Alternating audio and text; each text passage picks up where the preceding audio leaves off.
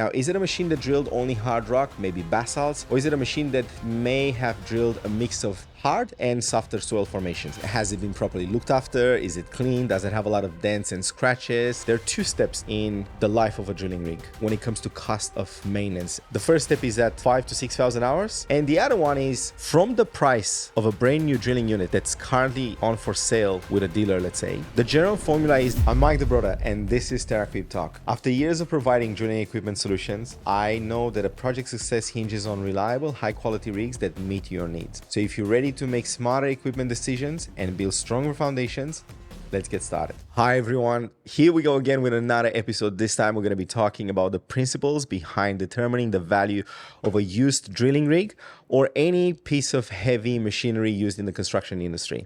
But before we do that, I just want to say a big thank you for taking the time to watch this and for giving us your attention. It really means the world to us. It really means the world to me. Now, please remember, we're still at the beginning here with TerraQUIP Talk and not knowing exactly where we're heading or what we're trying to achieve here. But what we're absolutely certain about is two things. Number one, we're having a lot of fun doing this, and it gives us so much pleasure to talk about the ideas and the experience that we gathered over the last 15 years in the industry. And number two, that we will get better. I will get better at this as the time goes on, and the more episodes we put out and more content we'll be creating, and that's a promise. Now, back to the episode. You see, over the years, we've been asked probably hundreds of times to provide valuations for different drilling rigs, anchoring rigs, drilling mass attachments, pumps, and even excavators. Now, who asked us to provide these valuations for drilling rigs, and why is it important to know how to set the value for these machines so you can even set up the value of these machines yourself? So these machines can be used machines after one that have 100 hours, 200 hours, 2,000 hours, or 10,000 hours, whatever working hours may be. Well, who asked us? They're the banks that ask us for this for the purpose of refinancing. They can be insurance companies looking to set up the values of a claim, or other evaluators that do this full time for a variety of assets, or even clients and even competitors of ours that we have good relationship with. And why is it important? Well, because it's something people in our ground engineering industry always want to know, how much they can either sell a secondhand drilling unit that they currently own, or to know how much they should pay for one in case they're looking to buy a machine they found and that's for sale, and want to know if they're getting a good deal, or if they should further negotiate maybe the price, or if they should speed up the purchasing process because it's already a good deal. Now, why do they come to us? Well, it's because it's what we do mainly every day, right? Day in, day out, we sell new and used drilling equipment. We buy back, we either rent or sub-hire. In other words, we always have the pulse on the market. Moreover, because we sell brand new piling rigs and we know the price of a brand new unit, that allows us to determine the value of a used drilling machine. And how does it do that? I'll explain in a second. From the price of a brand new drilling unit that's currently on for sale with a dealer, let's say, the general formula is that we will apply almost every single time. We'll take 20 to 30% off for the first year. And this number is applicable for a pre-owned period of anywhere between literally 1 week and 1 year. You might say, oh, that's absolutely crazy. How can you lose 20% of a large amount of money, let's say $1 million, just for owning a machine that's 1 week old? But in this case, it's pretty much the same as with cars. A brand new car will typically lose 20% at the moment that is driven off the lot.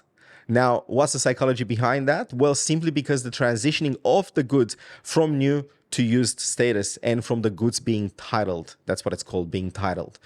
Unless, of course, there are some exceptional cases when the price of a secondhand drilling unit, believe it or not, or a car can actually be 20% or 30% higher than the price of a brand new one, because of the scarcity in the market.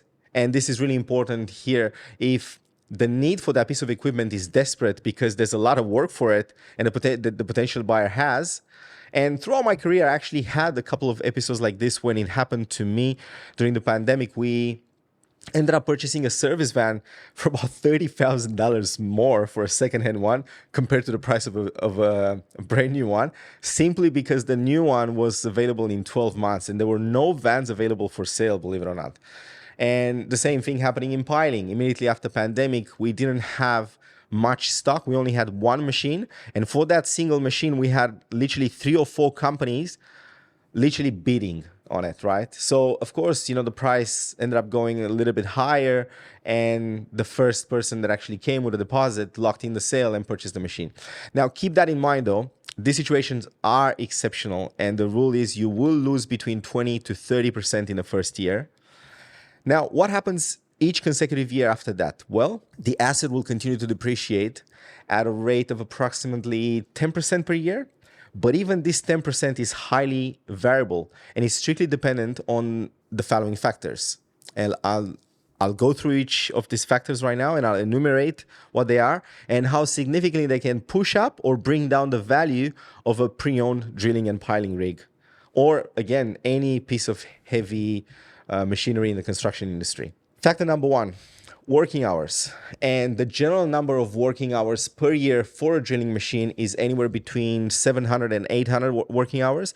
So if you think about it, let's say you've got 40 hours a week and you've got 48 working weeks per year. If you were to utilize that piece of equipment every single hour, in the total year, you'll come up with 1900 hours.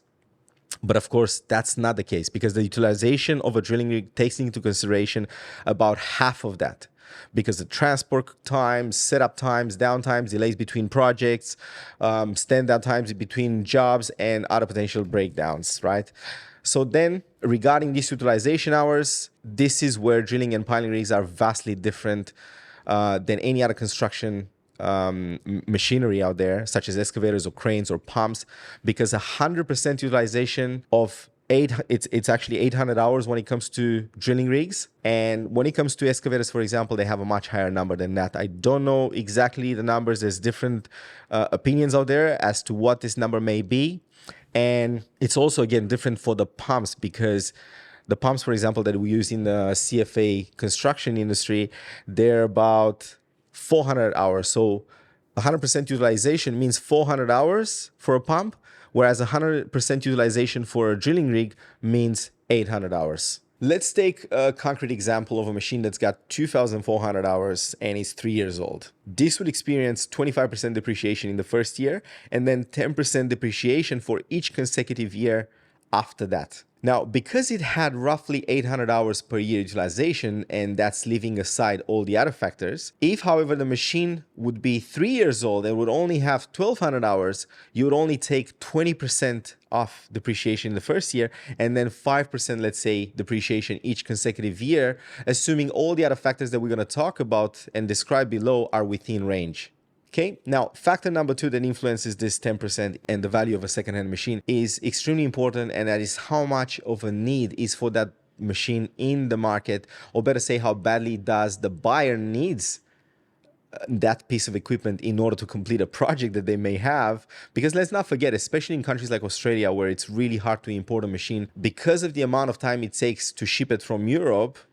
If the buyer has a project that needs to start straight away, he will be willing to pay a lot more for that piece of machinery in order to complete this project than someone that, let's say, has all the time on its hands and could get a much better deal. Now, factor number three that influences the price of a secondhand drilling and piling rig is, and the 10% that we talked about, is of course the make and model of that secondhand drilling unit that you're looking to purchase. Again, I'm using the analogy with cars here because I feel this is very relevant.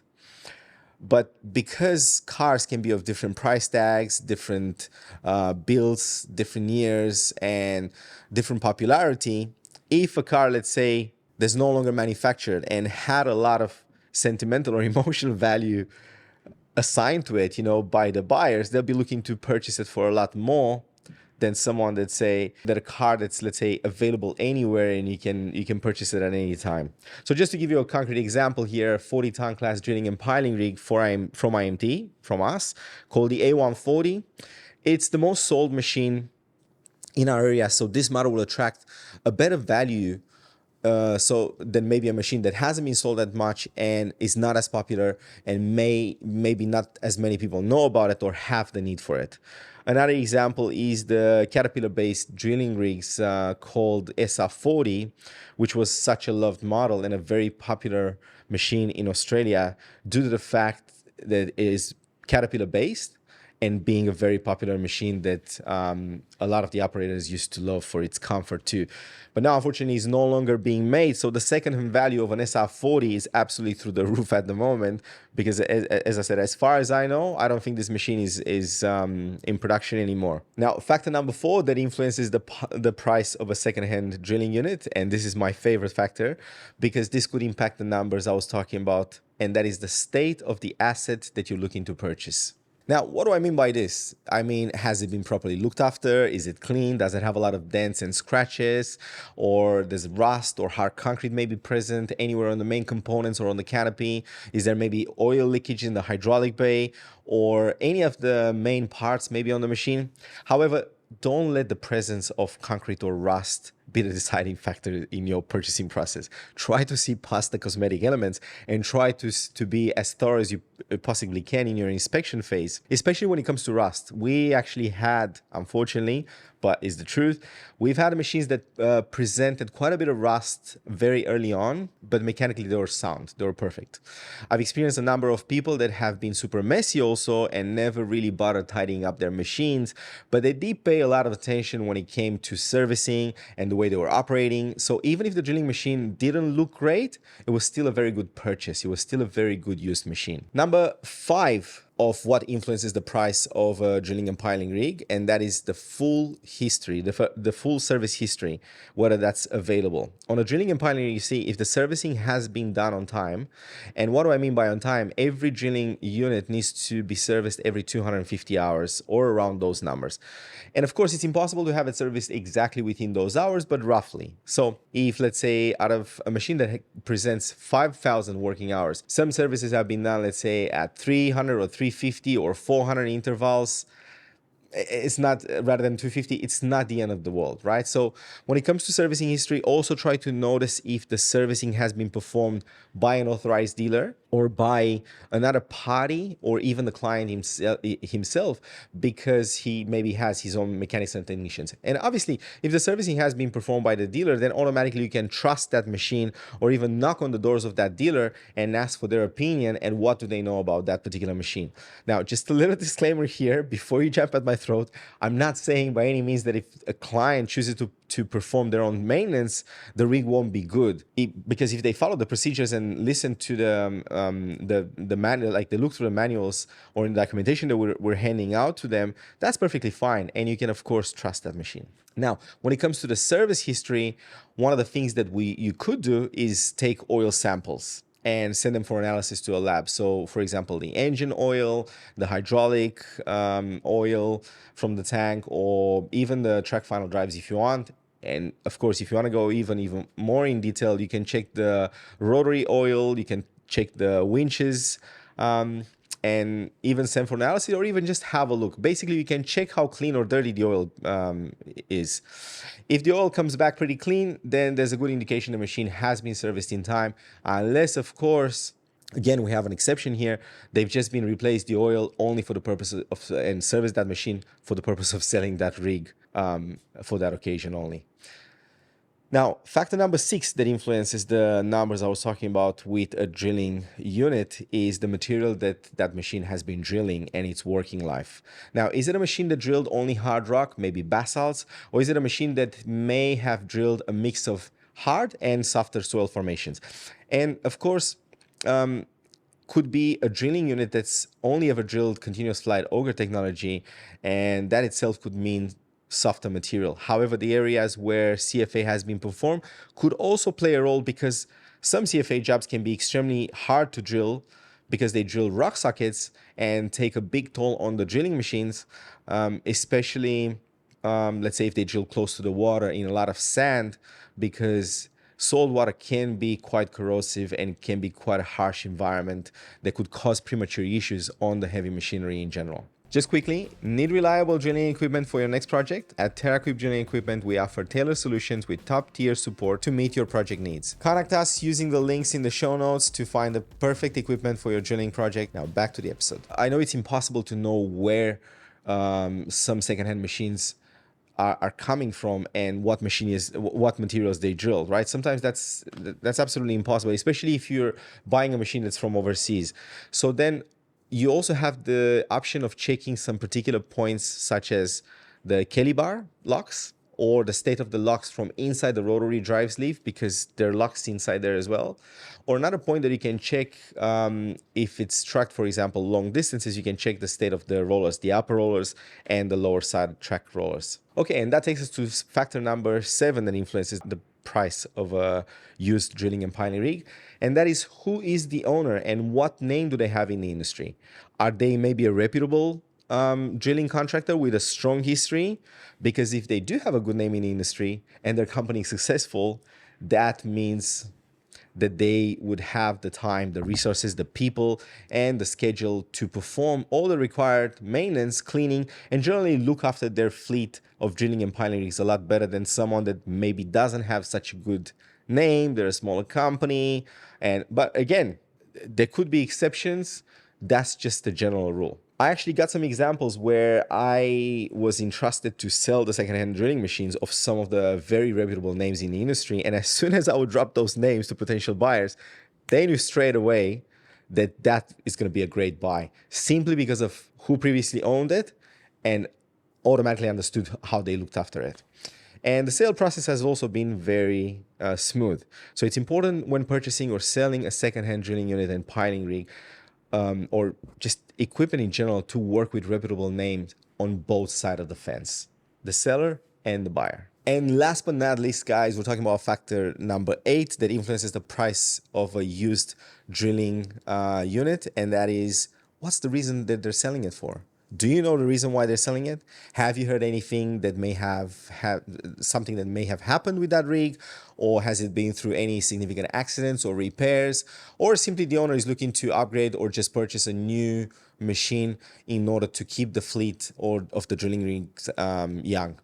I have an example of a particular client that keeps his machines for 5,000 to 6,000 hours, and after that he just moves them on and purchases a new replacement for them.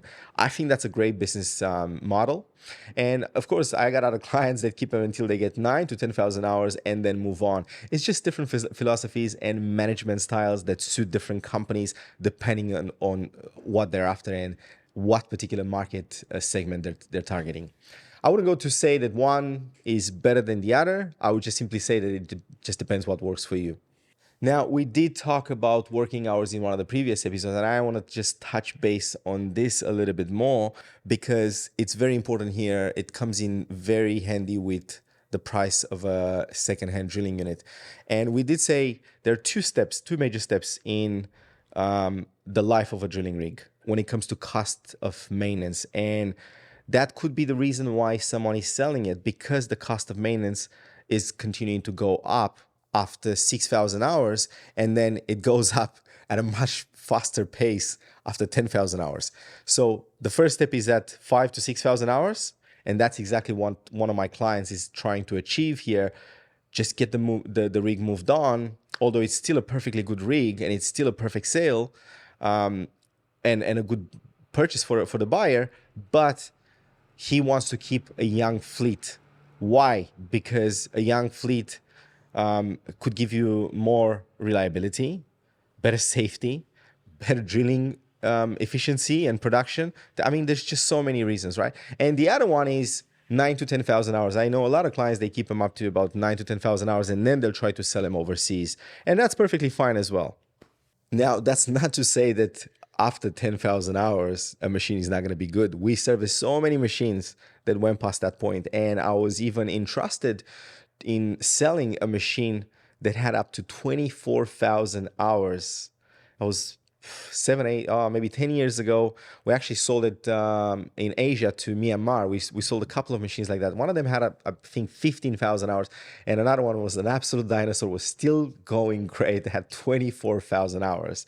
So I'm not saying that those machines haven't been saved. They drill perfectly fine, and they were safe as well. And they still work nowadays, for maybe another Asian customer. I didn't keep in touch, right? But in general, if you want that extra reliability, if you want the drilling efficiency, if you want a good quality piece of equipment that's young and also keeps up with the, let's say, innovations in the technology in the construction industry, it's better if you keep them young. Now, because we know every single point that influences and every single factor that influences the price of a secondhand drilling unit, when we get entrusted to sell a secondhand machine, we actually have this checkpoint list, right? That we go through every single thing, we service it, we check, we inspect every single component, every single consumable, and if it's necessary, we'll replace it with a brand new one, or we refabricate that, right? Or we just purchase it from the OEM. In any case, you can have the confidence that buying from us, you're going to be buying a good machine that's been through a very thorough inspection, and we don't approve it. We don't put our name to it unless that machine is safe, efficient, and ready to work. Unless, of course, there is an exception to this one as well, and we did sell machines before they were extremely old and they were good only for spare parts. But of course, then we tell our clients, look, I wouldn't drill with it. You can drill with it if you want to, but I wouldn't trust it. So if you want, I'll sell it to you for spare parts. And they ended up buying it just for spare parts, and that's what helped them. Now, I'll just quickly recap, guys. How do you determine the price of a secondhand drilling and piling rig? Number one, working hours and the year of manufacture. Number two, the need in the market for that particular machine. Number three, the make and model of that machine. Number four, the state of the asset. Number five, the service history. Number six, what material and what have they drilled. Number seven, who previously owned it. And last but not least, eight, the reason for selling it. So if you take all of these factors in consideration and you put them in the mix, you can get a pretty good idea, a pretty good and fair idea of the money that they're worth. However, keep in mind that we've been doing this for a very long time. I know it's not that easy. So if you need help with any valuation for a drilling and piling, you can reach out to us and we'll do our best to help you. So that's it right there, everybody. I hope you enjoyed and you found this episode helpful, and the ideas that we shared here have been valuable. I can't wait to share with you guys next week ideas for another episode. Until then, remember, if it's not turning, you're not earning. Thanks for tuning into TerraQUIP Talk. If you enjoyed this episode, the best way to support us is by leaving a 5-star review on Apple Podcasts and Spotify. And don't forget to subscribe on YouTube so you never miss an episode. You can also find out more from me on all social media platforms. The links are below. Until then, remember, if it's not turning, you're not earning.